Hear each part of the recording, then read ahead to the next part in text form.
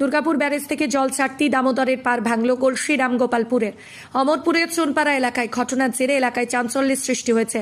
খবর পেয়ে ঘটনাস্থলে তড়িঘড়ি পরিদর্শনে আসেন প্রশাসন। গতকাল অর্থাৎ সোমবার ভাঙন পরিদর্শন করতে আসেন অতিরিক্ত জেলা শাসক জেনারেল অমিয় কুমার দাস, মহকুমার শাসক সদর উত্তর তীর্থঙ্কর বিশ্বাস, গলসি 1 ব্লকের ভিডিও জয়প্রকাশ মণ্ডল। স্থানীয় বাসিন্দাদের অভিযোগ, প্রতি বছর দীঘার পর বিঘা কৃষিজমি নদীগর্ভে বিলীন হয়ে যাচ্ছে। প্রশাসনকে জানিয়েও কোনো লাভ হয়নি, যদিও এদিন প্রশাসনের পক্ষ থেকে দ্রুত ব্যবস্থা নেওয়ার আশ্বাস দেওয়া হয়েছে।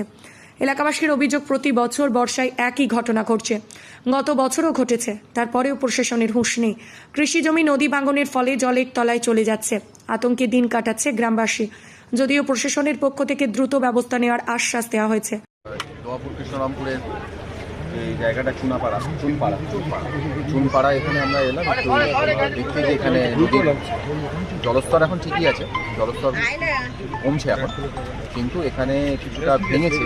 সেই ভাঙাটা অনেকদিন আগে থেকেই হয়েছে, কিন্তু এখানে আমাদের ইরিগেশনের সাব ডিভিশন অফিসার ছিলেন, তারা বললেন যে এখান থেকে প্রপোজাল এখানকার দেওয়া আছে, আমরা দেখছি যত তাড়াতাড়ি সম্ভব এখানে বোল্ডারিং করে সেই কাজটা যাতে তাড়াতাড়ি স্যাংশন হয়ে আসে এবং এই কাজটা যাতে তাড়াতাড়ি করা যায় সেটা আমরা দেখছি। এখানে গ্রামবাসীদের সাথে কথা বললাম, এখানে চরে কেউ নেই, চরে বসবাস করা বা সেরকম কোনো বিপজ্জনক অবস্থায় সেরকম কোনো কিছু নেই, সেটার জন্য আমরা সব দিকে সতর্ক করে দিয়েছি সবাইকে। তো এই এলাকায় কিছুটা ভাঙন আছে, সেটা আমরা এসডিও সাহেব ছিলেন আমাদের সাথে, ডিডিও সাহেব আছেন, পঞ্চায়েত সমিতির সভাপতি আছেন, সরকারি সভাপতি আছেন, সবাই আছেন।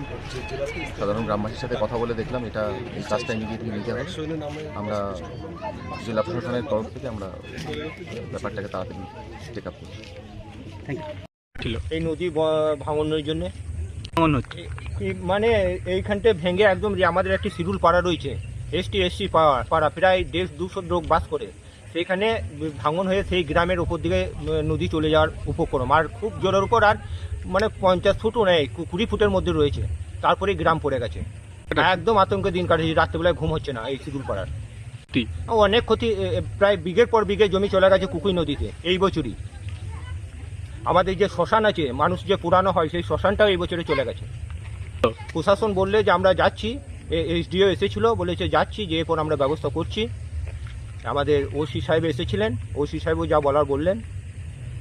আমার নাম বলরাম দত্ত, এটা অমরপুর চুনপাড়া, অমরপুরে একটি পার্ট। গলসি থেকে শেখ আজার উদ্দিনের রিপোর্ট, সোজা কথা নিউজ, পূর্ব বর্ধমান।